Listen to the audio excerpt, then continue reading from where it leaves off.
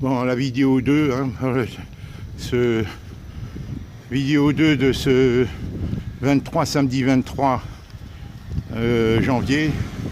Voilà, il s'est arrêté tout seul. Mon téléphone s'est arrêté tout seul. Je ne sais pas si ça enregistrera. Je parle peut-être pour rien. Peut-être ça n'enregistrera pas, comme celle que je t'ai faite cet après-midi. Ça partira pas. La carte mémoire est trop pleine ou mon téléphone il déconne. Bon, je fais comme si que ça allait marcher, que je vais pouvoir te l'envoyer. C'est la vidéo 2. Donc il est 18h30 passé maintenant. Le couvre-feu a été, c'est depuis 18h. Donc Hélène, maintenant, voilà, je voulais te dire à propos de l'autopsie. Moi, je n'imagine pas qu'on fasse une autopsie. Je l'ai dit à Émile, il me dit envoie-moi comme si il allait pouvoir faire quelque chose. Alors je vais lui retéléphoner demain dimanche pour lui dire écoute Émile, moi je veux bien aller voir l'administrateur du judiciaire, l'administrateur du cimetière et lui dire mettez ma soeur dans un caveau de la carré. On a gardé, maintenant qu'on l'a acheté, c'est pas grave, on l'a acheté, il est payé.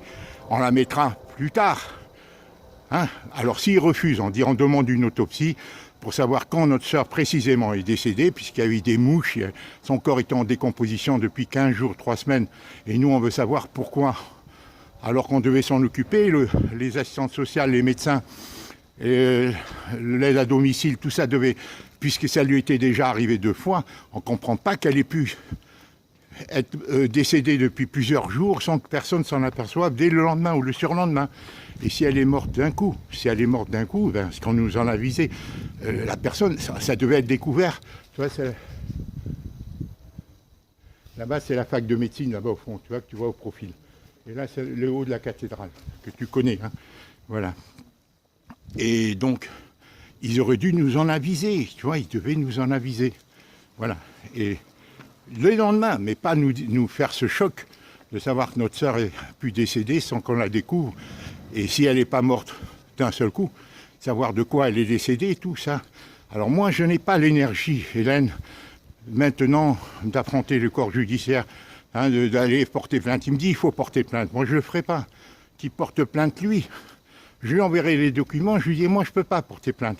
Tout ce que je peux faire, c'est aller voir l'administrateur des cimetières et lui dire, mettez notre sœur, faire une main courante ou autre, et porter plainte, c'est lui qui la fera, mais voir un huissier, et demander à ce que son corps soit mis dans le caveau du carré de la commune, puisqu'on a payé la concession, et ensuite on la transférera le moment voulu, si l'autopsie se fait, si c'est l'autopsie pour savoir la date précise du décès, et ensuite qui nous explique pourquoi André, quand elle est morte, puisqu'elle, d'après le médecin traitant, qui m'a dit son corps était en décomposition depuis 15 jours, 3 semaines, ce qui nous choque à nous, c'est cette idée-là, et qu'André ait pu mourir lentement, au contraire lentement, et qu'on aurait pu la sauver. Tu comprends qu'on aurait pu la sauver comme on l'avait sauvée il y a 2 ans. Voilà, c'est ça qui nous choque. Ces 2 choses, ces 2 éventualités nous choquent. Qu'elle soit morte d'un coup, qu'on ne l'ait pas découverte dès le lendemain, que son corps était ou qu'elle soit morte à petit feu, sans qu'on l'ait découvert et qu'on ait pu la sauver. C'est ça qui nous choque. Tu vois, c'est ça qui est inadmissible. Ça, c'est inadmissible. Personne d'entre nous n'aurait pu imaginer que André était sans contact depuis tant de jours.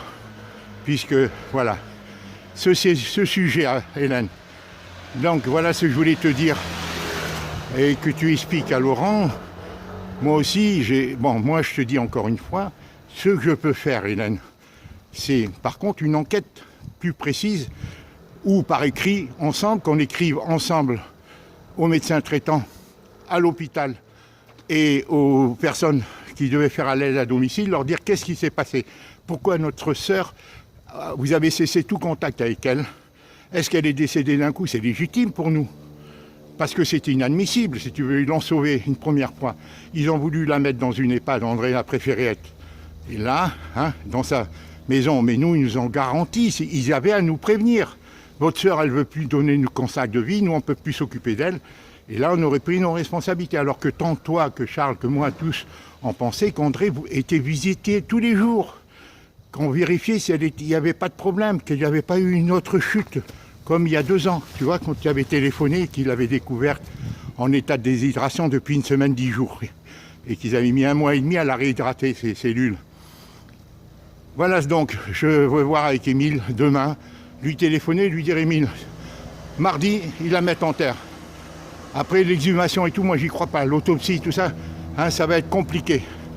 Alors, s'il faut, je vais leur dire, écoutez, la fratrie en a du mal, on demande une autopsie, mettez-la dans le carré de la commune, mettez son corps dans le carré de la commune, en attendant qu'on fasse une autopsie. Peut-être, mais c'est pas moi qui en prendrai la responsabilité. Moi, tout ce que je peux faire, c'est aller essayer monsieur voir que la visa, ou demander à Émile d'envoyer un message urgent, d'envoyer un huissier. Parce que moi, si tu veux, moi j'ai fait la démarche, on a tous fait la démarche d'obtenir la concession. Alors à ce niveau-là, Hélène, c'est du faux et du vrai. Je crois qu'ils sélectionnent les gens selon leur état de richesse. Ils leur sélectionnent les concessions, ils leur donnent pas des caveaux et tout parce qu'ils veulent. Bon, je crois que c'est ça, mais il est vrai que elle a beau avoir vécu 40 ans, il fallait qu'elle achète sa concession de son vivant. Je crois savoir, Hélène, je crois savoir que c'est authentique, qu'il fallait qu'elle achète sa concession de son vivant. Peut-être c'est pas pour tout le monde, mais c'est ainsi. Hélène, bon, maintenant qu'ils n'aient pas voulu te vendre à toi, alors que tu es propriétaire, tout, je n'ai pas la loi. Je ne suis pas arrivé pour l'instant à rentrer en possession de la loi. Voilà, c'est deuxième chose. Donc il faudrait connaître la réglementation. D'après eux, chaque ville fait ce qu'il veut. Voilà ce qu'ils m'ont dit à l'administration des cimetières. C'est communal, c'est chaque ville qui gère comme elle veut ses cimetières. Voilà. Donc moi je suis rentré dans les cimetières, j'y suis retourné hier. J'ai vu des trucs perpétuels. Moi, ils n'ont pas voulu me céder plus de 30 ans. Perpétuel, il me dit ça n'existe pas. Alors est-ce que c'est pour les cas comme André, hein, bon, qui sont déchus, qui n'ont pas de grands moyens, alors que d'autres gens, je vois qu'ils ont des caveaux en marbre tout neufs, qui sont morts récemment. Pourquoi? Pour André, ils m'ont refusé un caveau. Ils m'ont dit sinon dans le cimetière israélite, il n'y a pas de caveau possible. Alors bon, là encore une fois, si on la mettait dans le carré de la commune, on aurait le temps de trouver un caveau pour André, car on ne sait pas l'avenir de quoi il sera fait, et peut-être elle restera à Montpellier, mais peut-être qu'elle viendra en Bretagne. L'avantage du caveau, hein, Hélène, c'est qu'on peut la transporter et qu'on peut marquer son nom. Bon, et surtout, ça permettrait de faire l'autopsie. Si on la mettait dans un premier temps dans le carré de la commune. Voilà. Et ne pas l'enterrer comme ce mardi matin. Voilà, je bafouille, je m'excuse Hélène, je suis fatigué. Je dis très franchement, je suis fatigué, je ne crois plus en ces choses-là. Je ne crois plus en ces choses. Qu'on puisse remédier ni par l'autopsie ni rien. Je peux, par contre, aller voir le médecin, lui parler, lui dire qu'est-ce qui s'est passé au juste, avoir l'assistance sociale, voir les aides à domicile. Qu'est-ce qui s'est passé, à quel moment vous avez laissé notre sœur sans nous en aviser. Voilà. Pourquoi vous ne lui avez pas mis le bracelet alors que vous nous avez dit que ça relevait de l'assistance sociale? Et pourquoi André paye une mutuelle 80 € par mois, apparemment, alors qu'elle ne devait payer que 30 € par mois? Hein, depuis octobre 2019, c'était une nouvelle loi. Et que Mme Viguier, l'assistante sociale, m'avait dit. Et je l'avais dit au téléphone à Mme Viguier. Donc pourquoi elle a continué à payer puisqu'il lui réclame 180 € là, la mutuelle Harmonie mutuelle. Il lui réclame 180 €. Là, j'ai reçu la lettre dernièrement. Alors qu'elle ne devait payer que 30 €. Et ça, c'est une responsabilité de l'assistante sociale qui a écrit André, laquelle choisissez-vous? Mais c'était elle qui devait décider pour André. Alors qu'ils avaient essayé de lui forcer de l'argent sur son compte bancaire, la première, Mme Arboaoui ou autre, qui voulait lui prendre l'argent sur son compte directement, parce qu'André avait des économies, mais grâce à toi. Si elle avait, c'est ce que j'avais expliqué à l'assistance sociale. Si Hélène, notre sœur Hélène, a subvenu aux besoins d'André, ben ça a évité qu'elle soit entièrement prise auprès de la société. Et si André avait quelques économies, il ne leur revenait pas dû prendre ses économies. Légalement, ça ne lui revenait pas, hein, puisque les frères n'étaient pas tenus, sinon moralement, hein, d'aider leur sœur. Hein, voilà. Bon, Hélène, ceci dit, voilà, c'est le sujet principal, parce qu'il est urgent avant mardi, puisque tu me parles d'autopsie, comment il s'appelle, Laurent, et tout ça. Moi, je t'ai dit, autant faire une enquête, mais j'y crois pas à l'autopsie, et s'il faut la faire, il s'agit d'éviter qu'André soit mis à terre, son corps soit mis à terre mardi, et donc il faut agir dès lundi matin. J'en parlerai avec Émile, parce qu'Émile dit envoie-moi les papiers, je vais faire intervenir l'avocat, je connais des grandes personnes. Bon, je sais pas moi, hein, moi je suis paumé dans ce dossier maintenant. Après avoir fait qu'on est arrivé, Alors, il me dit, pourquoi tu n'as pas pris contact avec moi? Mais pourquoi lui n'a pas pris contact avec moi? Puisqu'il me dit que le médecin traitant ne lui a pas téléphoné, qu'il n'a pas envoyé de message. Et moi, j'ai fait tout. C'était à lui à me contacter. Et surtout pas à écrire à M. Colavisa sans m'en aviser. Pourquoi il ne m'a pas téléphoné? Ça fait 50 ans que j'ai cette relation unilatérale avec lui. Donc, il me revenait pas forcément de lui téléphoner, surtout pour me faire engueuler, hein, pour me rembrouiller comme il me rembrouille depuis le début. Voilà. Tu vois? Et rue de Montpellier, c'est ça, hein, le vieux Montpellier la nuit. Tu vois? Tu vois le vieux Montpellier la nuit?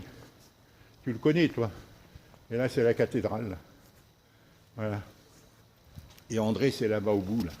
Donc, Hélène, voilà ce sujet abordé. Bien sûr, c'est fatigant, c'est épuisant, hein, de tourner en rond dans ces sujets. On aurait pu. Mais moi, j'ai fait mon maximum, Hélène. D'accord? J'ai fait mon maximum. C'était à lui un téléphone. Encore moi, ça a duré 1h30, 2 heures, le téléphone, mon échange avec lui aujourd'hui. Voilà. Après, il m'a dit qu'il devait aller voir Nini à l'hôpital ou autre. Puis voilà. Bon, il m'a dit à 15h. Ça a commencé à 13h30, je crois, et ça finit vers 15h. Voilà. Ceci dit, bon, tout le démêlé familial et tout, je lui ai dit qu'il fallait qu'il s'assouplisse un peu, qu'il arrête de dire tout ce qu'il a toujours tout dit. Hein. Voilà. Bon. Il n'est pas d'accord, enfin, il fait ce qu'il veut. On verra, hein, si demain je le contacte au téléphone, comment il va, de quelle humeur. Parce que moi, je lui dis, ça c'est stupide. Si réellement il est sérieux dans son idée de faire une autopsie, qu'il pense qu'il a... Il ne faut surtout pas avoir à exhumer le corps d'André. Il faut éviter qu'elle aille directement à terre mardi matin, hein, que son corps soit mis à terre et qu'on ait à l'exhumer. Tu comprends, voilà. Voilà, alors lui m'a dit qu'il ne pouvait pas venir. Bon, libre à lui, encore une fois, le train, 3 heures pour venir, il peut venir le soir, lundi soir. Mais moi, je n'ai pas à lui dire, c'est à lui à dire ce qu'il veut. Hein. Moi, je n'ai pas à lui dire, tu mens, tu peux faire 6 ans. C'est lui. Moi, quelle est la part de vrai, quelle est la part de... Je n'en sais rien, Hélène. Moi, j'ai tellement été déçu par lui, si tu veux. Je m'assieds un peu sur le mur, là. Tu vois? Voilà. Alors là, j'en suis à, je sais pas combien de minutes, j'en sais rien. Voilà, j'en sais pas, j'ai 12 minutes. Bon, maintenant pour l'appartement, Hélène. On avait convenu, Hélène, tu m'avais dit, avant les vacances, fais-moi confiance, Hélène. Là, je pars pas. J'ai eu une longue conversation en vidéo avec Clarisse, qui a été très gentille avec moi, avant-hier. Et je lui ai fait part. Elle m'a vraiment dit que ça ne serait pas gênant que j'assiste au baptême. Vraiment. Là, je crois, elle m'a dit tant du côté de sa belle-mère que du côté de Colette, que de son côté à être son couple. Ça ne les dérangeait absolument pas que je sois présent. Et ça m'a convaincu, elle m'a convaincu cette fois-ci. Donc, mais moi, Hélène, le problème du logement, je suis en train de prendre des décisions. Tout le monde le veut, cet appartement. Hélène, je suis en train de prendre des décisions. Je le confierai à 3 ou à 4. Hélène, mais bon, il ne faut pas se précipiter. Il y a une disparité de 40 000, 50 000 euros entre l'agence, l'estimation. Merci, madame. Merci. C'est très gentil, ça. Merci. Et l'estimation la moins chère et l'estimation la plus chère. Il y a 40 000, 50 000 euros. C'est énorme, Hélène. C'est énorme. Bon, alors moi, de ce fait, ça m'est difficile de choisir. Tu vois, parce que chacun veut que je lui confie l'arme, et tout en me disant il ne faut pas en prendre plus que 3. Bon, alors, Hélène, c'est un appartement très prisé, le projet Grand Cœur et tout ça, c'est très prisé, tout le monde le veut. Bon, alors, moi, je vais t'envoyer, Hélène, le 3/4 de ce que j'ai reçu, je n'en ai pas besoin, j'ai calculé, puisque entre-temps, l'appartement sera vendu, Hélène. Alors, les 3/4 de ce que j'ai reçu, en principe, j'en ai pas besoin. Dès que mon retour à Auray, d'ici 1 semaine, 10 jours, je les transfère. D'accord? On avait convenu cette chose-là, Hélène, parce qu'il ne faut pas brader. Je te dis, Hélène, c'est minimum 170 et ça peut aller jusqu'à 190. Ça, j'en suis presque sûr. J'en suis sûr. Minimum 170, ça, j'en suis sûr. Aller jusqu'à 190, c'est pas moi qui lui dis, c'est 4 agents. Donc, Casanova a dit entre... Mais maintenant, il faut faire les contrôles, les expertises. Chacun fait ce qu'il veut, hein, c'est un métier, hein. Les expertises du plomb, des termites, des ermites, ou pas des ermites, des termites du moins, d'électricité, et bon, tout ça. En plus, il y a le truc de préemption de la mairie, bon, tout ça. Alors, il faut que je prenne les garanties des agences que je choisirai. Alors, moi, je te dis, dis-moi sincèrement, Hélène, tu m'as dit en été. Tu m'as dit en été. Ben, on n'est pas en été. Si c'est vendu avant le 10-15 mars, en 3 mois, le problème peut être réglé. Le tout, c'est de bien choisir l'acquéreur, bien choisir le mandataire efficace. Voilà. Il y en a une qui m'a même dit, avant-hier au téléphone, Hélène, je te jure, elle m'a dit 190, je vous le net vendeur, et moi je prends 9000 € chez l'acheteur, l'acquéreur. Celle-là, je vais la contacter, je vais lui dire chiche. Voilà. Et si tu es d'accord, je te consulte. Elle me l'a assuré, Hélène. Alors pourquoi douter de ceux qui montent l'estimation la plus haute, Hélène, si peut-être il y a la compétence aussi du vendeur, il y a sa force de publicitaire, il y a tout, ses connaissances, il y a tout qui intervient. Voilà ce que je voulais dire, comme c'est déterminant pour toi. Et qu'en plus, Hélène, il est question que tu viens en aide, fais-moi confiance. Moi, je t'envoie cette somme, Hélène, d'ici une semaine, 10 jours, parce que je ne peux pas l'envoyer de Montpellier ici. C'est pas possible, Hélène. Même pour virer de l'argent de mon compte en Normandie à mon compte en Bretagne, ils n'ont pas voulu, pour que je puisse payer la concession. Parce que tout l'argent est arrivé sur mon compte à Cagny, tu comprends, en Normandie. Et ils n'ont pas voulu m'envoyer, me virer les 1000 €, tu vois. Donc il a fallu que je le fasse en 2 fois, en 2 semaines, que je retire en fois la semaine d'avant et lundi. Et j'ai pu les verser, tu vois. Donc, et le directeur m'a téléphoné en me disant c'est pas possible. Alors Doré, j'arriverai à les virer. Mais d'ici de Montpellier, je sais pas pourquoi. Tu vois, les banques, elles font ce qu'elles veulent, Hélène. Voilà, je te dis, tout ça c'est mal dit, Hélène. Je suis fatigué d'en parler. En plus, j'ai été contrarié par Hélène, mais ce matin j'avais des courbatures, j'étais fatigué. Ce matin j'avais des courbatures, j'étais fatigué à mon réveil. Hein. Et avant-hier, j'avais les ballonnements au ventre, des brûlures. Bon, alors est-ce que c'est le virus? Il faut que je prenne soin de moi. Je pense que c'est quelque chose qui est très contagieux. Il suffit de prendre le bus et tout, il rentre dans ton corps et après ton corps, s'il n'est pas immunisé, s'il n'a pas suffisamment d'anticorps, je ne suis pas sorti encore de cette galère. Tu vois? Voilà. C'est pour ça que j'hésite, je me décontracte, j'essaie de ne pas trop stresser. Tu vois, voilà. Je t'embrasse, Hélène. Voilà, la plus importante, c'est de parler que tu me donnes ton avis pour l'autopsie. J'en reparlerai avec Émile. Qu'est-ce qu'il faut dire à Émile? Alors, il m'a dit qu'il fallait à tout prix que j'envoie l'acte pour résilier l'assurance, qui est en ton nom, au nom d'André. Il faut qu'il la mette. Il ne peut pas la mettre en ton nom. Mais ça, je t'apprendrai, Hélène. Je ferai. Il m'a dit c'est 1 an. Tu prends une assurance d'1 an. Ils ne feront pas 6 mois, ils ne feront pas. Et après, on te rembourse. Si tu as vendu l'appartement, ils te remboursent la différence. Alors, pour cela, je vais peut-être téléphoner à mon assureur, propre assureur, à Saint-Maur.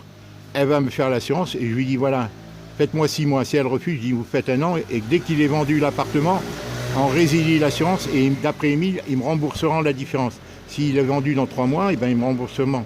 Ça, c'est pour l'assurance incendie, multirisque habitation. D'accord? Voilà. Qu'est-ce qu'il y a d'autre? Bon, il y a d'autres. Voilà. Je suis un peu las de parler de tous ces problèmes. Je te jure, Hélène, c'est pas imaginable. J'ai hier été dans les magasins accessoiristes mortuaires. Alors, qu'est-ce qu'il faut faire? J'ai pensé faire une petite jardinière provisoirement, Hélène.